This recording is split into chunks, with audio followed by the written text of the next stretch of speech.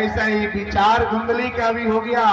धुंधली ने अब एक परामर्श ले ली किससे, अपने बहन से, और बहन से लेने के बाद बहन बोली कि ना ना ऐसा मत करो, हो सकता है कि आपके पति देव कुछ करवा करके, कुछ मंत्र सिद्धि करा करके ला के दिए हो। ऐसा नहीं करना चाहिए। पति अगर प्रेम से अगर आपको जो देना उसको ग्रहण करना चाहिए, भगवान जी के आशा लगाना चाहिए, आस करना चाहिए।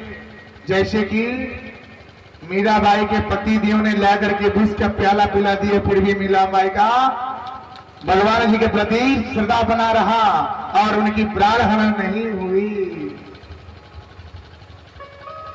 भगवान जी जहां बसते हैं वहां भक्तों की कभी हानि नहीं होती। जिस घर में भगवान जी बस गए उस घर में कभी हानि नहीं हो सकती। बसाने के लिए गुण चाहिए। एक गुण होता है, गुण का सेवन करते हैं ना, गुण के सेवन। अब सोचिए उसका नाम गुण है। क्यों गुण है? क्योंकि वो आपकी अवगुण को दूर करता है और गुण को प्रकट करता है। कारण क्या है? अगर गुण का सेवन करके आइए, आप थके थके आ रहे हैं, इतना गुण का सेवन करके आप क्या कर सकते हैं? आप इच्छा अनुसार जल का सेवन कर सकते हैं, होता है ना। तो जो आपके गुस्सा चढ़ा है, जो आपके दूर से आए हैं, परिवार में आने के बाद गुस्सा चढ़ता है, गुण अगर मिल जाए, गुण का सेवन कर ले तो आपका गुस्सा शांत हो जाएगा। ध्यान से सुन लीजिए कि अगर पति देव गुस्से में हो ना तो गुण का सेवन कराइएगा। गुण का सेवन करा करके इच्छा भर जल दीजिए पीने के लिए। जल पिएंगे, दूर से थके गए, उनका गुस्सा शांत हो जाएगा, प्रेम बना रहेगा। अब लेके गए, उन्होंने बोली ना ना एक काम करो, हम गर्भ से हैं, अगर जो बच्चा जन्म लेता है उसको ला करके हम आपको दे देंगे, उसको आप क्या करना, पालन पोषण करना, और आप क्या करें, गर्भ होने का नाटक करेंगे, गर्भ होने का नाटक करते रहे। अब फल, अब धुंधली ने क्या कि पति पे विश्वास नहीं हुआ, विश्वास नहीं तो रिश्ते टूटते हैं। अब ये फल ले जा करके अब गौ को खिला दिए, और जो गौ को खिलाए उसी गौ के घर में गौकर्ण जी का जन्म होता है। भगवान की वो गौ के गर्भ से गौकर्ण जी जन्म लेते हैं। और जो धुंधली थी उनकी बहन, जो वो जन्म दिए और ला करके इनको दे दिए, उसका नाम, उस बच्चे का नाम धुंधकारी रखा जाता है। धुंधकारी कौन? धुंधकारी कौन? जो बेविचारी, चोरी बेविचारी करे, लूट पाट करे, मदिरा का सेवन करे, उसका नाम ही धुंधकारी होता है। जो माता पिता का बातों का कदर न करे, अपने से बड़ों का कदर न करे, सम्मान न करे, अपने परिवार का सम्मान न करे, अपने नगर का सम्मान न करे, अपने बड़े बुजुर्ग का सम्मान न करे, वही होता है धुंधकारी। धुंधकारी जो बुद्धि विवेक उसके पास न हो, मदिरा का सेवन करता हो, अब उसका नाम धुंधकारी रखा जाता है। माता ने दोनों का पालन पोषण किए, एक सत्कर्म का मार्ग अपनाया और दूसरा व्यभिचारी का मार्ग अपनाया। व्यभिचारी मार्ग कौन अपनाया? धुंधकारी ने व्यभिचारी मार्ग अपना लिया। और जो गौकर्ण जी के गर्भ से जो गौकर्ण जी जन्म थे, जो गौ के गर्भ से गौकर्ण जी आए थे, वो सत्कर्म का मार्ग अपनाए, क्योंकि गौ का स्वभाव कैसा होता है? सीधा साधा होता है। जैसा अन्न करेंगे वैसा आपका मन होगा, जैसा आप अन्न का सेवन करेंगे वैसा ही आपका मन होगा, जैसा जल लेंगे जैसा वैसा ही आपका पानी होगा। अगर एक मदिरा का सेवन करने वाला व्यक्ति, जिस घर में मदिरा का सेवन होता हो, जिस घर में मांस का सेवन होता हो, अगर उस घर से अगर शुद्ध व्यक्ति है, जो सात्विकता हो, जो सत्य को मार्ग को अपना रहा है, अगर मांस का सेवन करने वाले व्यक्ति घर पे, मदिरा का सेवन करने वाले व्यक्ति घर से अगर एक गिलास जल का सेवन कर ले, उसका भी अशुद्धिकरण उस शरीर में हो जाता है, क्योंकि वो परिवार ही क्या है? अशुद्ध है। जिस घर में मांस चले उस घर में लक्ष्मी नारायण वास नहीं करते। उस घर के बालक को मस्तिष्क तीव्र नहीं होता ना, विचारधारणाएं उच्च नहीं होते। जो माताएं अगर गर्भ से हो ना, तो उनके लिए क्या करना चाहिए? धर्म की बातें सुनना चाहिए, गीता की पाठ सुनना चाहिए, भगवान जी की चर्चा सुनना चाहिए, श्रीमद् भागवत कथा सुनना चाहिए कि घर में पला हुआ जो बच्चा है वो धर्म की मार्ग को अपनाए और जो उसका गलत मार्ग होगा वो सुधर जाएगा और धर्म की मार्ग पे जाएगा। क्योंकि ऐसा ही हुआ था किसके साथ? अर्जुन के पुत्र के साथ, अर्जुन के पुत्र के साथ हुआ था। अर्जुन के पुत्र कौन? अभिमन्यु। अभिमन्यु होते हैं और उनकी माता का नाम क्या है बताइए?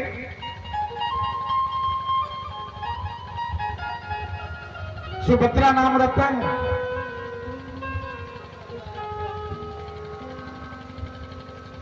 सुभद्रा नाम रहता है और अभिमन्यु उनके पुत्र होते हैं। गर्भावस्था में अभिमन्यु को जब अर्जुन ने गर्भावस्था में जब चक्रव्यूह तोड़ने की ज्ञान बता रहे हैं, अब एक गर्भ में जब तक इनकी मां जगी है तब तक चक्रव्यूह तोड़ने का ज्ञान इनको प्राप्त हो गया।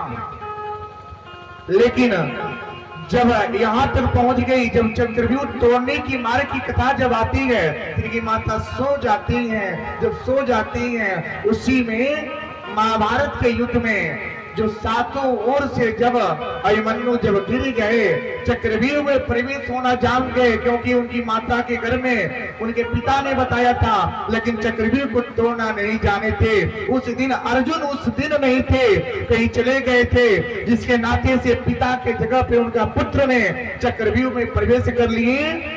कोई जाने का नाम नहीं लिया, लेकिन वो बता रहे थे क्या कि मैंने अपने माँ के गर्भ में मैंने चक्रव्यूह में प्रवेश होना तो जानते हैं लेकिन निकलना नहीं जानते। युधिष्ठिर राज ने बोले क्या, अगर प्रवेश हो जाएंगे तो निकालने के लिए हम सब लोग आपका साथ देंगे। वही अभिमन्यु जब प्रवेश कर लिए, प्रवेश होने के बाद निकल नहीं पाए तो जितने भी कौरव सेना थे, दुर्योधन के जितने भी प्रिय थे, सब लोगों ने मिल करके नियत थे उस अभिमन्यु को कहा कि प्राण की आहुति करा दिए और उससे उसका प्राण नाश हो गया।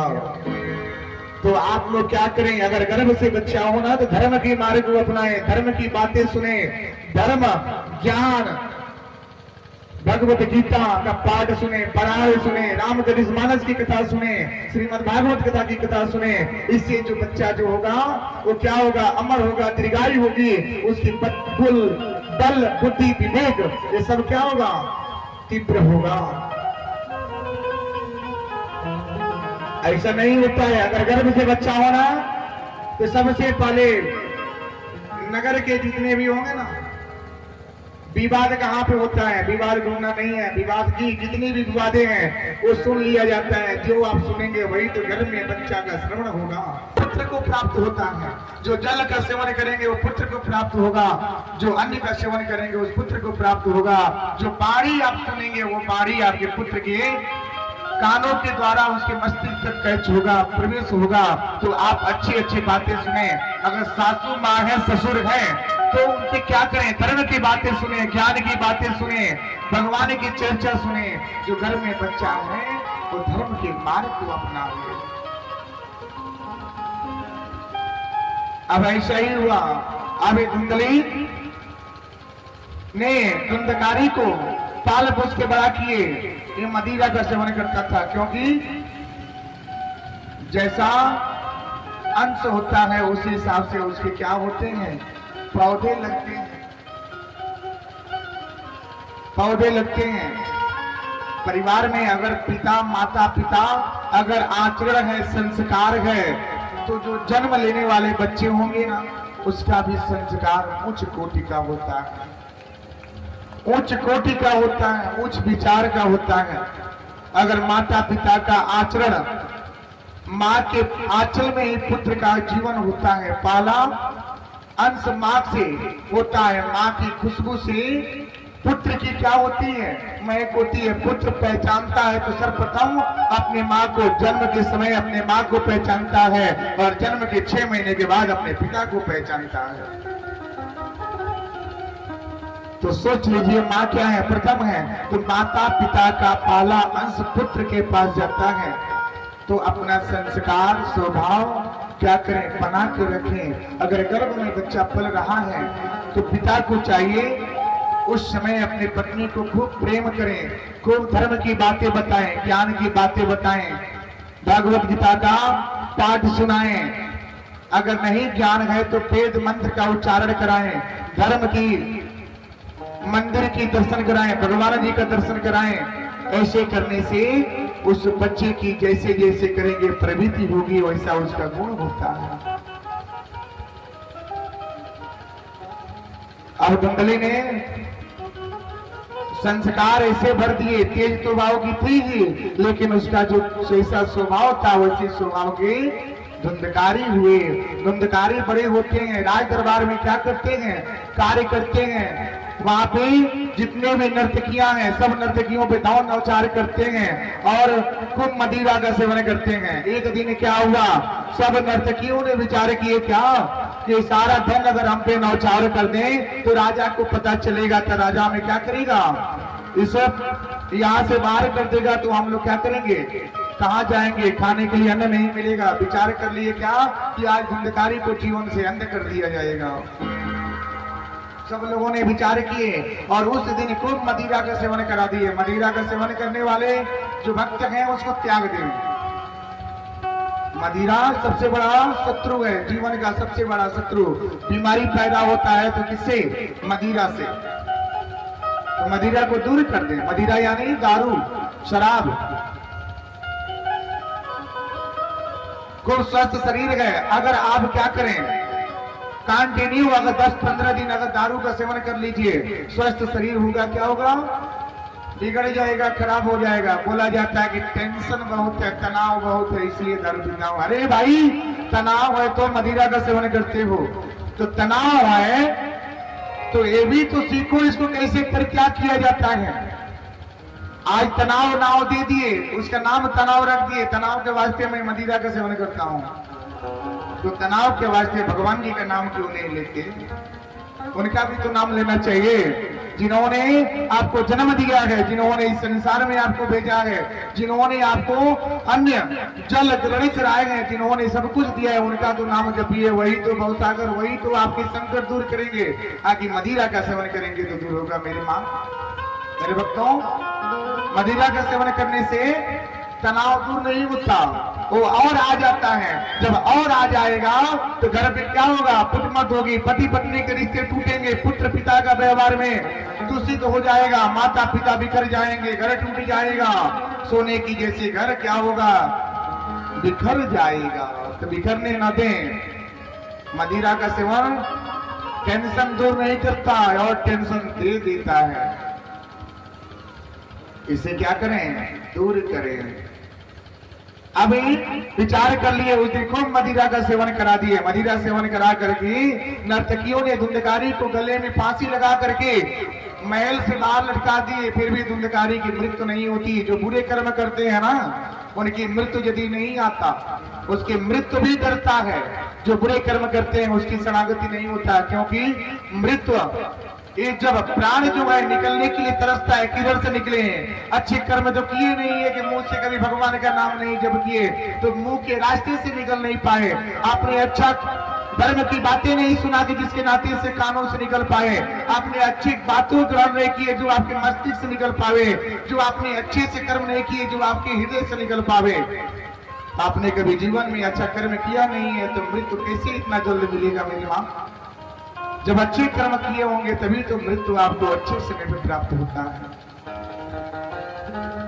अब फिर भी धुंधकारी नहीं मरा, उसके गले में जलता हुआ कोयला डाला गया। कोयला जलता हुआ, सोचिए कि ऐसी दर्दनाक मौत उसको कैसे मिलती है। फिर भी जलता हुआ कोयला उसको डाल करके नर्तकियों ने मुंह में डाल दिए। उसके बाद उसके प्राण निकल गई।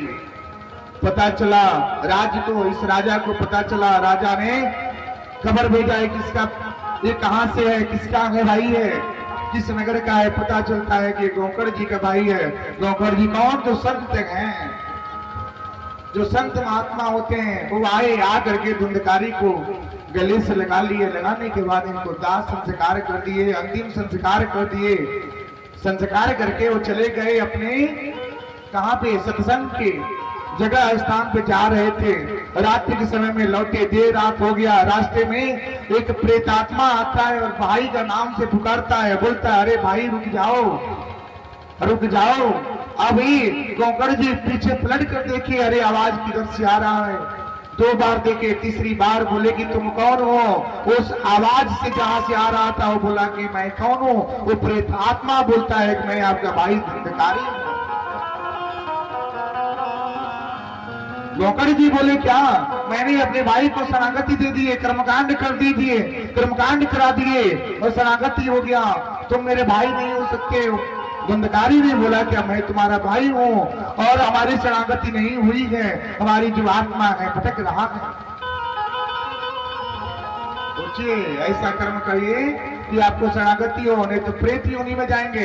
प्रेत योनि में कौन जाता है, जो फांसी लगा के मरे, जहर खा के मरे, जल में डूब के मरे, एक्सीडेंट से उसकी घटना हो जाए, अकाल घटना घट जाए, हार्ट अटैक हो जावे, कम उम्र में चला जावे, ये क्या है, सब प्रेत योनि के मार्ग है। इससे उम्र में जो गुजरता है सब प्रेत योनि में जाता है और उसकी शरणागति करने के लिए पिंडदान की आवश्यकता पड़ता है।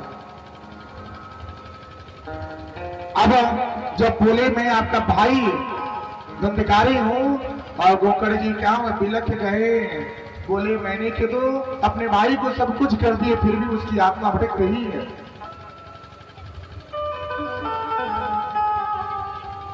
जब परिजन की घटना घटती है ना तो घर में क्या होता है, जोर से चिल्लाता है, आपका शरीर छूता है, लेकिन उसकी आत्मा आपके शरीर नहीं छू पाता, क्योंकि क्या है वो गुजर चुका है, इस लोक से जा चुका है, नगर से जा चुका है, फिर भी आपको आभास कराता है लेकिन आभास नहीं कर पाते। अब ऐसा ही हुआ। अब एकाकी गोकर्ण जी आए और एक अच्छी जगह पे गए, संत की पता करने लगे कौन ऐसा संत है जो हमारे भाई को शरणागति दे दे। अभी भटकते भटकते गए, कहां पे, चले जाते हैं अभी, चले जाते अभी, मन ही मन विचार कर रहे हैं, जा रहे हैं, चल रहे हैं, विचार कर रहे हैं, करते करते सीधे चले गए नर्मदा नदी के तट पे। वहां पे उन्होंने पता किया कि कौन ऐसे महात्मा है जो हमारे भाई को शरणागति दे दे। वहां के संतों ने बोले क्या कि हे प्रभु, हे भगवान, हे ऋषि, हे संत जी, हे गोकर्ण जी, उनको अनेकों नाम दिया गया। जो संत होते हैं ना, भगवान के समान तुलना किया गया है। जो संत कभी अभिमानी नहीं होते, संत भगवान जी जो पुरपकार करते हैं, जो ज्ञान देते हैं, और संत को कभी भी क्या करना चाहिए, दंडवत प्रणाम करना चाहिए। कभी भी ऐसा प्रणाम नहीं करिए महाराज जी प्रणाम, बोला जाता है ना महाराज जी प्रणाम, महाराज जी नमस्ते बोलते हैं ना, ऐसा नहीं करना चाहिए। संत जन को कभी भी साष्टांग दंडवत करना चाहिए। जैसे कि ये क्या हो, एक लकड़े का सिल जो होता है ना, गिरा होता है, गिर जाता है, उसी तरह भगवान जी के और संत के चरण में जो क्या हो, अतिथि हो, संत हो, आपके मेहमान आए हो, अतिथि देवो भव, वो क्या है, देवता के समान है। ब्राह्मण, अतिथि, मेहमान अगर आपके दरवाजे पे आ जावे तो आप क्या करें, उनको साष्टांग दंडवत करें, उनके दोनों हाथ से उनको चरण में गिरे और उनका चरण में गिर करके प्रणाम करके वो सीधा धूल अपने माथे पे लगाएं। न जाने किस रूप में आपके भगवान जी आपके नगर में, आपके गांव में, आपके घर में प्रवेश हुए हैं, ये कोई देखता नहीं है।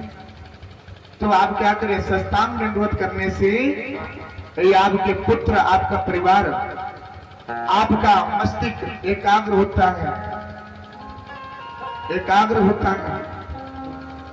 बच्चे भी होते हैं ना, अपने अपने क्या होते हैं, गुरुजन को करते हैं, गुरुजी नमस्ते, गुरुजी प्रणाम बोलते हैं ना, लेकिन कभी भी उनको चरण स्पर्श नहीं करते। 100 में 30% बच्चे हैं जो चरण स्पर्श करते हैं। बाकी जो 70% बच्चे क्या करते हैं, चलते हुए, बाइक से, चलते हुए, साइकिल से बोलते हैं गुरुजी नमस्ते, गुरुजी नमस्ते।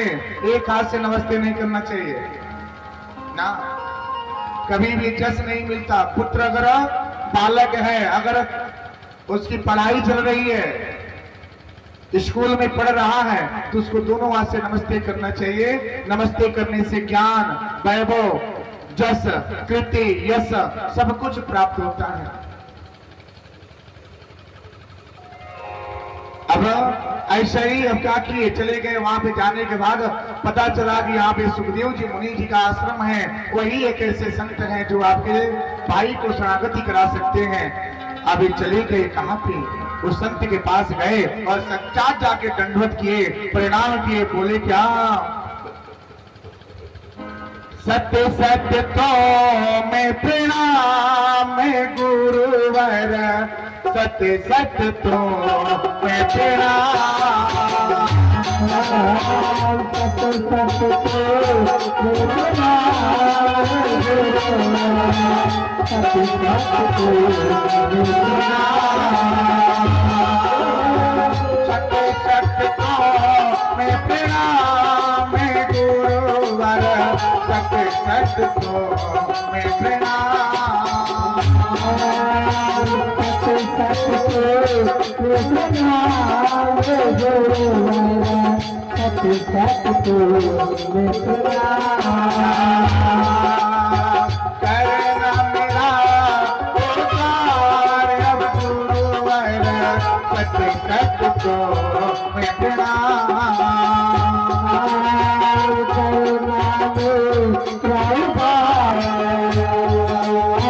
सत्य सत्य तो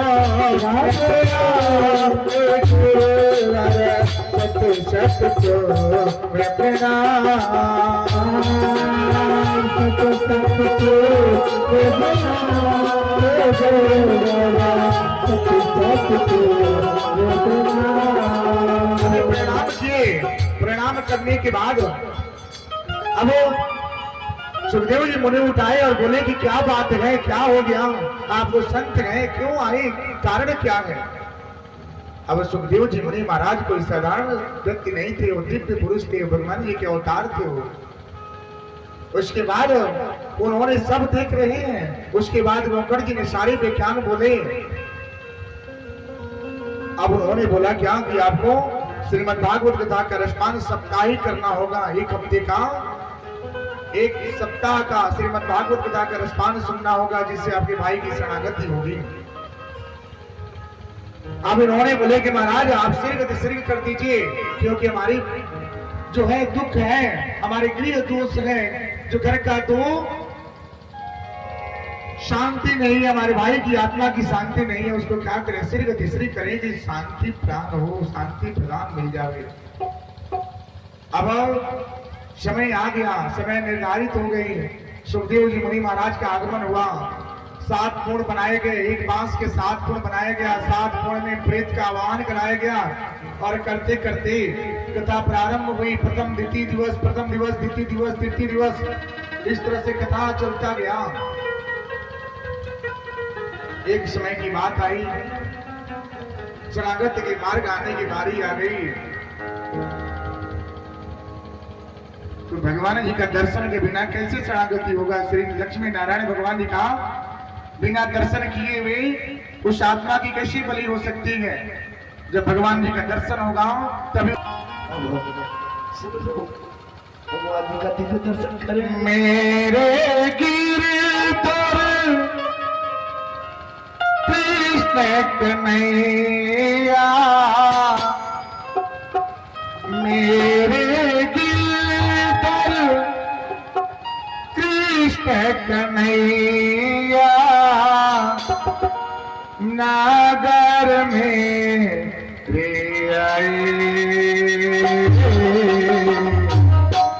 आके दर्शन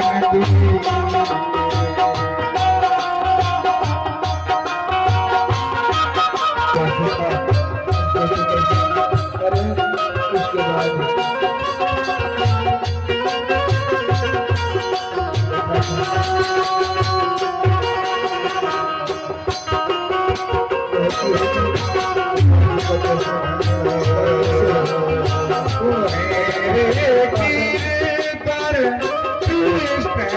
कन्हैया तेरे गीतर कृष्ण कन्हैया सागर मेरे आके दर्शन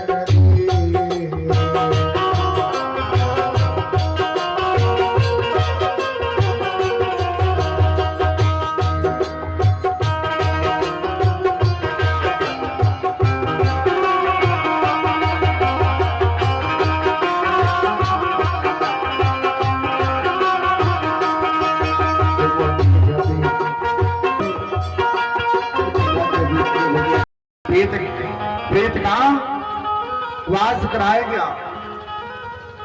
एक दिन गए, 2 दिन गए, 3 दिन गए, 4 दिन चला गया। अंतिम दिवस की कथा जब हुई, श्रीमद् भागवत कथा का 7वें दिन की कथा, अंतिम दिवस की कथा जब हुई, तो उस समय धुंधकारी प्रेत की जो आत्मा थी, पास के जो पोल थे फट गए और और स्वर्ग लोक से विमान आया और विमान पे बैठ करके धुंधकारी प्रेत की आत्मा स्वर्ग धाम की यात्रा पे चला गया। ये लक्ष्मण भगवान की, क्योंकि उसने श्रीमद् भागवत कथा का रसपान किया था, श्रवण किया था। तो सुनना और श्रवण करना में अंतर होता है। श्रवण करने का तात्पर्य क्या है?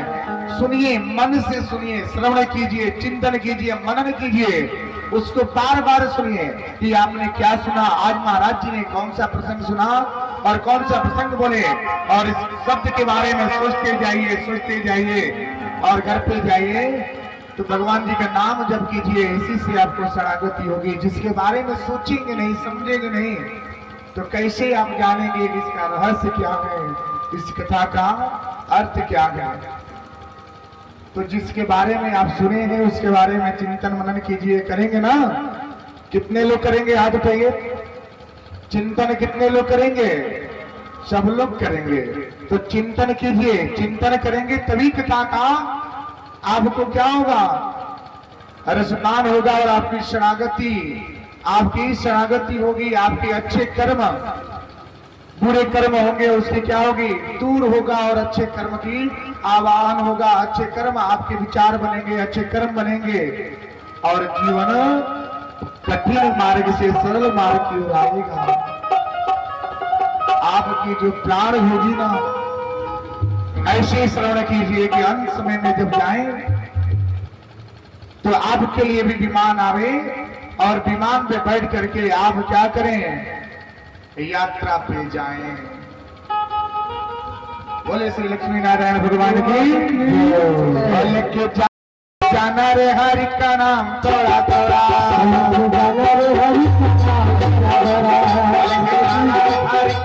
थोड़ा थोड़ा, जाना रे हरि का नाम थोड़ा थोड़ा,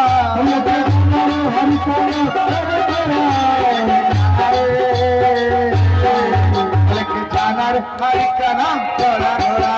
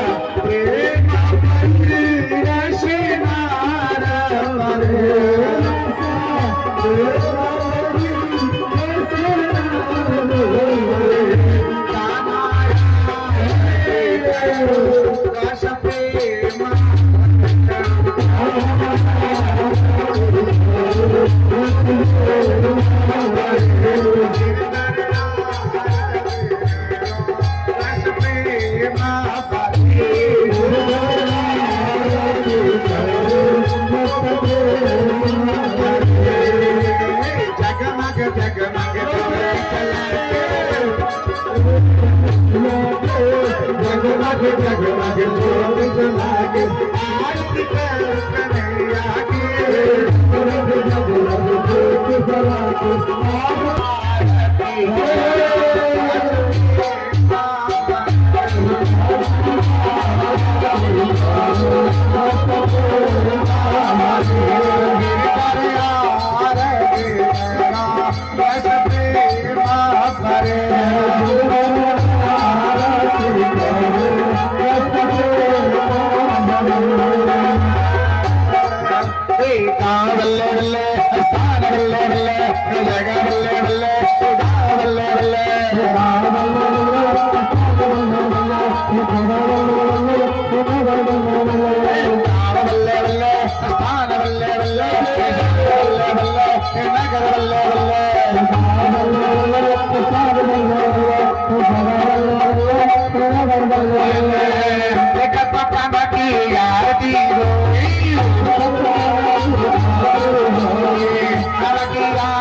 मन से हो की आरती मन से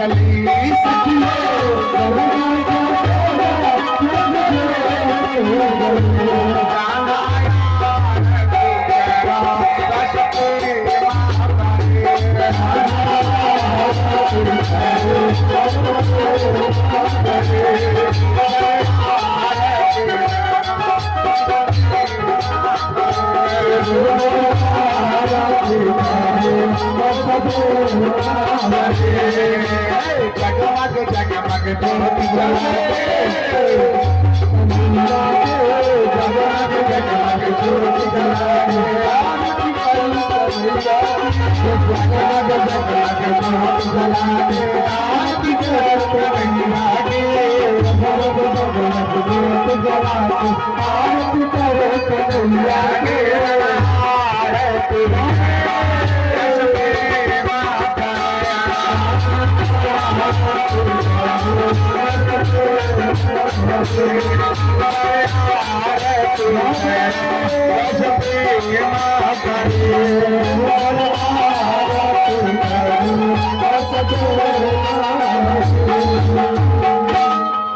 बोलिए लक्ष्मी नारायण भगवान की।